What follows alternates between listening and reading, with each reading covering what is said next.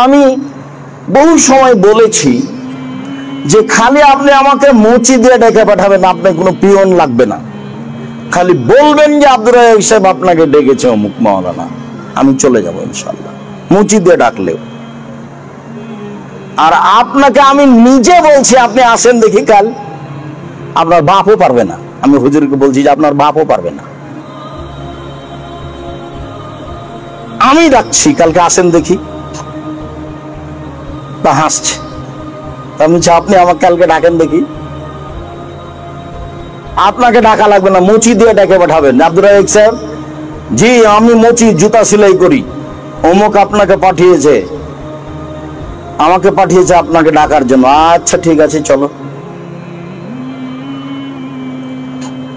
সম্মান মানুষের কাছে নিতে হবে না, সম্মান কোথায় নিতে হবে? উপরে। দেখবেন সব জায়গাতেই সম্মান পাচ্ছে, আর মানুষে দিলে অল্প। আমাকে সিলেটের সুনামগঞ্জের ফেন্সুগঞ্জের ওসি বলছে সিগনেচার করেন, মামলা আমি চালাবো। আমি বললাম জনাব আমি তো মামলা করব না। আরে আপনাকে চালাতে হবে না, আমি চালাবো। আমি যদি মামলা করি তাহলে আমি তার বিরুদ্ধে লড়লাম, তাহলে তো আমি মানুষ, আমি তো তার বিরুদ্ধে লড়ে তেমন কিছু করতে পারবো না, হয়তো মামলায় জয়ী হলাম। আমি মানুষ হিসেবে লড়লাম। কেন? আমি কি ওর ক্ষতি করেছি? আমি তাকে গালি দিয়েছি? ও গাড়ি কেন আক্রমণ করে আমাকে মারবে কেন? বিচার উপরওয়ালা করতে পারে না? ও করুক, বিচার ওর কাছে দিয়ে দিয়েছি, ও করতে পারে, কেমন করা লাগবে ভালো বুঝে, এবং যেমন করা লাগবে তেমনি করবে।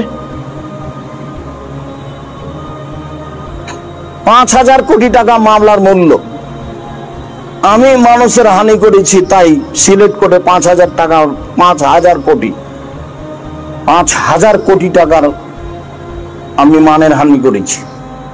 কি? আমি বলেছি কবি নজরুল ইসলাম বলেছেন মসজিদের পাশে কবর দিও ভাই, তাহলে এই গুনাহগার কবর আজাব হতে পাইবে রেহাই। আমি বলেছি ভুল বলেছেন নজরুল ইসলাম সাহেব। মসজিদের পাশে কেন?